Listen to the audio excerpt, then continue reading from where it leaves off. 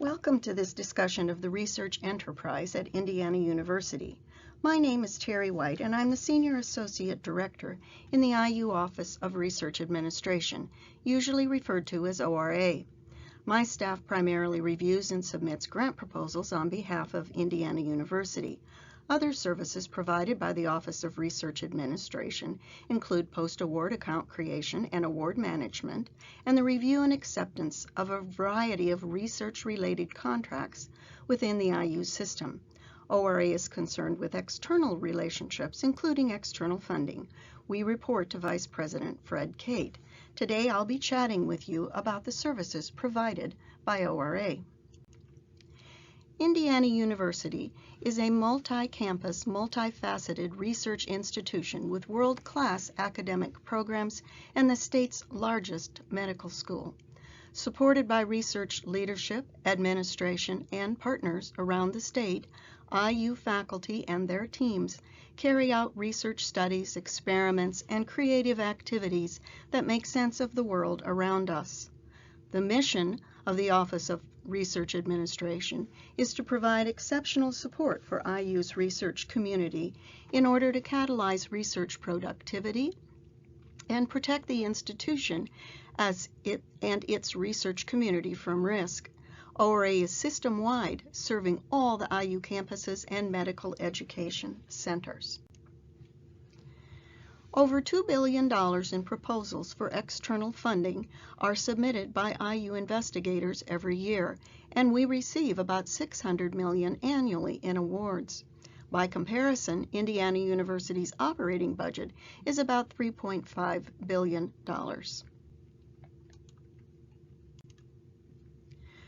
About 52% of all IU awards come from a federal agency. Another 10% of our external research dollars are federal pass-through funds. The National Institutes of Health account for the largest portion of awards. In fiscal 2018, 566 individual NIH awards were received, totaling over $200 million.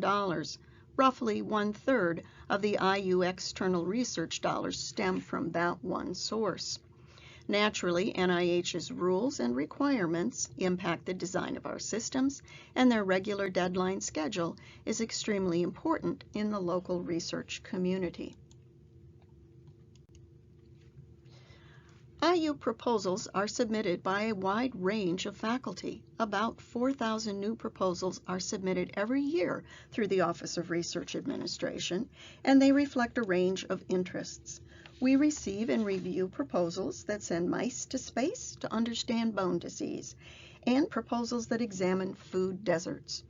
Concussion studies, opioid use prevention, drone management techniques, stream analysis for flood prevention, improving lives in Kenya, breast cancer research, and brain studies all flow through the office. We also review requests for external funding to support instructional activities, such as creating cross-listed courses allowing students to simultaneously receive credit for sociology and introduction to writing. Other funding supports creation of online learning activities. Some submissions are for service activities. IU faculty work with local organizations to provide dental care to low-income citizens or to help nonprofits understand how donors perceive the financial support they provide as philanthropists. Each of these studies started out with an IU faculty member with a good idea, seeking an opportunity to reach out and improve our world. Naturally, we all want the best work to be done with the least amount of fuss, but we don't want to get sideways with the world bearing down on us, like our friend Scott Dixon here. Sponsor guidelines are critical, and many sponsors, especially federal agencies, use computer systems to administratively reject proposals that do not follow their exacting guidelines. Their operating theory is, if you can't follow our guidelines, you might not treat our funds with respect either. Indiana University has its own procedures and guidelines managed by the Office of Research Administration, as well as policies to help you stay headed in the right direction. So let me give you an overview. The general role of ORA is to manage three broad areas on behalf of the university. Proposal submission is a key function. We review administrative items, suggest changes or corrections to proposal materials, verify budget items, and review subaward materials, obtain required signatures, submit just-in-time requests, and we look at project modification or required progress reports and maintain appropriate records. Contracts and agreements are important to the university. We review and negotiate terms, protect your intellectual property and that of the university, obtain required signatures, write subawards to other entities, and maintain appropriate records. Award acceptance through project closeout includes all the post-award actions. We review awards for acceptance, create accounts, submit invoices to sponsors, and provide them financial reports as they require them. We review high-risk expenditures. We assist with no-cost extensions, PI changes, carry-forward requests, and financial adjustments. We assist with audits and prepare financial closing statements and maintain appropriate records. ORA is focused on the administrative and technical aspects of your projects. Naturally, Indiana University expects to know about and maintain records concerning materials submitted in its name by the employees of the university. While the principal investigator is responsible for the work being proposed and accomplished, the university is the actual recipient of external funding and is obligated to ensure the activity follows the applicable federal and state laws, meets IU policies, and adheres to the requirements of the sponsors. In order to conduct those activities, the university has set a number of policies that govern the research and creative activities that take place in her facilities. This slide shows you a set of links to just a few of them. I strongly suggest you review the university's rules of the road before you start work on a grant proposal or project. You can visit our website to review them in detail along with the information I am sharing today and a good deal more. The website was recently redesigned to be more accessible, and I'll walk you through that link at the end of this presentation. These IU policies must be followed by investigators who want to apply for external funds.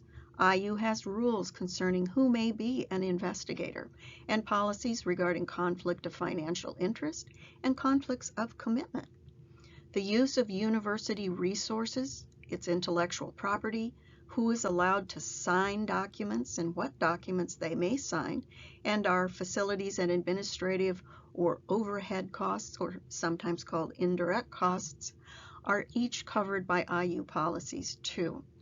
Spending some time reviewing these will give you a perspective on the way IU works in the research area. Chatting with your departmental staff about their practices in proposal construction will also be of great benefit. Most university schools and departments have staff with grant expertise to help you prepare the materials, so be sure to get acquainted with them. IU also has policies that outline when materials must be routed through our electronic system called Coalicoius or KC. IU requires ORA to receive your proposal materials 4 full working days ahead of the sponsor due date through the KC system. Since we do not have scientific expertise and are not expected to read the scientific sections of your proposal, you may continue to edit that part until 2 full working days before the submission deadline. Proposals received after the internal deadline might not be submitted. When a big deadline puts 25 or 30 others in the queue ahead of you, being late to prepare your materials can create a serious burden for you and for your staff. I mentioned earlier that NIH is one of IU's biggest funders.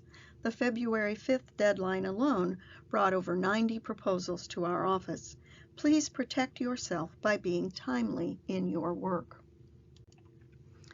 The advantage of an electronic system is that it provides the formal record of the request and logs the approvals granted, reducing the amount of labor needed to track submissions. Department staff can initiate the document and attach your materials. Then it routes to you, the investigator, so you can answer some critical questions. Then to the department chairs of the participating units, to dean's offices, to campus level approvers when they're required, and then on to the Office of Research Administration. This routing process allows units to verify salaries and other budget items, approve of and understand effort commitments, ensure the project corresponds with the goals of the unit, and it allows review of and agreement to any cost share commitments being made. The Office of Research Administration also manages systems registrations and ensures Indiana University meets an expansive set of certifications and assurances required by our sponsors, particularly federal ones. For instance, we do not violate lobbying restrictions. We maintain a drug-free workplace. We provide equal employment opportunities. We're not disbarred from receiving federal funds. We celebrate Constitution Day in mid-September every year. We have correct insurance, have Title IX compliance, protect our students' confidentiality, follow HIPAA regulations, have human subjects assurance numbers, have annual audits, compliant accounting systems, follow uniform guidance, have animal welfare inspections and certifications, use U.S. carriers, follow Indiana laws on alcohol on campus and their mileage rates. Well, you get the point. Besides those certifications and assurances, your interaction with ORA will be with one of about 20 proposal staff who will review the package of attachments and the Quali COEUS form. Budgets are a key element of the review because budget errors cause the most award problems. He or she will review the guidelines for required forms and for format requirements. Reviewing for consistency within the documents and the KC form is a key element of the job. That staff person will let you and the department contact know what we've spotted with an initial review email. You should receive that assessment within the first day or day and a half after the KC document routes to our office. We'll ask you to answer questions and make corrections as requested and make the proposal ready for submission. Your department staff person will take charge of changes or corrections in most cases and let you concentrate on polishing that science. Bear in mind, the proposal and award services staff are serving as a second set of eyes for your work, and we all expect to find a couple of questions or small issues that can be addressed. Our role is to serve Indiana University and your project as a partner in putting your best foot forward. Some good practices for proposal and award success include: know your guidelines. Is there a pre-letter required? How many pages do you get? Will they accept your NIH biosketch, or do they require a special form? What budgets do they have in mind? Are they willing to support travel, equipment, students, salary? If the project is particularly large or complex, work with your department staff to contact our office early. We can assign a consultant to help review complex guidelines or even sit in on planning meetings to help your application preparation stay on plan. You should create a timeline and a work plan. Move back from the sponsor due date. It can take 60 to 90 days to put together these materials. Take into account the work lives of your colleagues, departmental staff, support staff, university officials, and my staff. Please bear in mind that most sponsors require proof of university support, and you simply cannot submit without Office of Research staff signatures.